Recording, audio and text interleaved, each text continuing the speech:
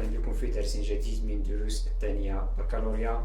درس اليوم الذي اخترناه لكم هو modal verbs يندرج ضمن مكون grammar. سنتعرف أحبائي ما هم modal verbs. modal verbs هما مجموعة من الأفعال التي تعبر عن مجموعة من الأفكار أو مجموعة من الأفكار. ومن بين هذه modal verbs can, should, must, ought to, have to, need and so on. يعني سنرى أحبائي في هذا الدرس مجموعة من المود verbs وسنتعرف عن ما هو mod verbs، ما الذي يأتي بعد mod verbs، ما هو صيغة mod verbs في affirmative form, negative form and interrogative form. كما ترى نبدأ بمجموعة من الأمثلة. Tiny might or may could be at home. I might or may not come to your meeting. Danny hasn't eaten all day, he must be tired. Helen can't be at volleyball practice. You must read the instruction first. هنا مجموعة من الأمثلة التي توفر على mod verbs. كما ترون المثال الأول عندنا ثلاثة mod verbs might, may, could.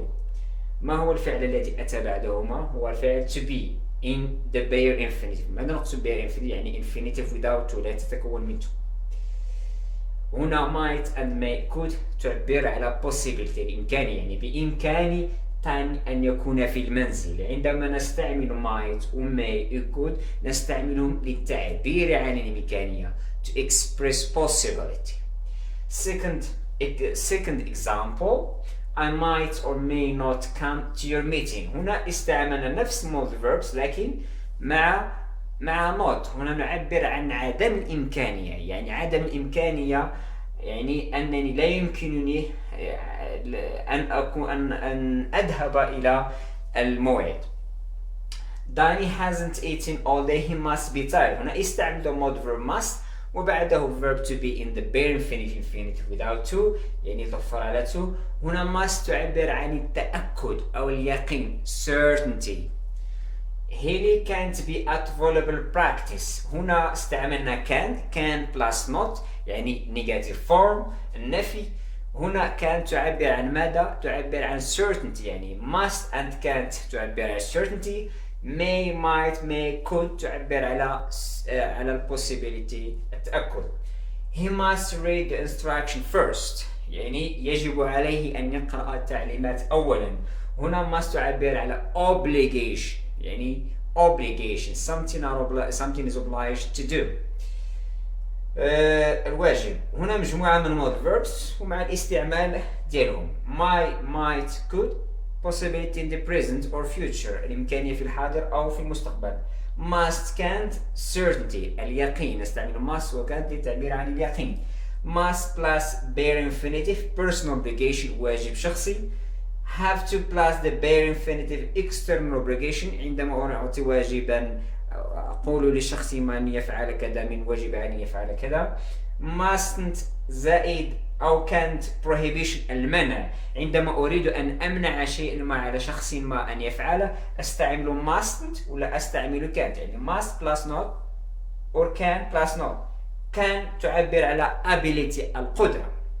هذه مجموعة من mod verbs مع الاستعمال. الآن أحبائي سنقوم بتمرين تطبيقي لتطبيق ما تعلمناه في الدرس.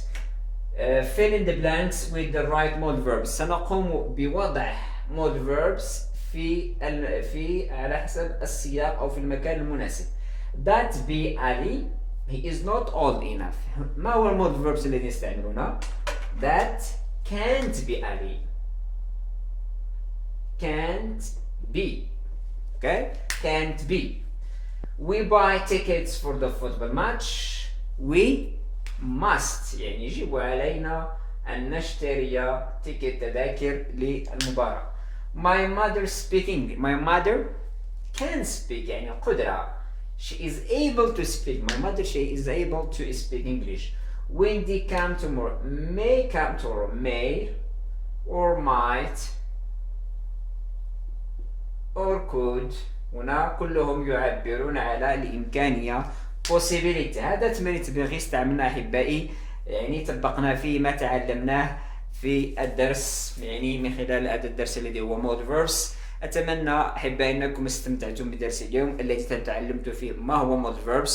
mod verbs أحبائي هو الفعل الذي يعبر عن مجموعة من الأفكار كالإمكانية، كالمنع، كالواجب إلى آخر. دائما بعد mod verb يأتي the bare infinitive، يعني infinitive without to، أي may come. هنا كان bare infinitive.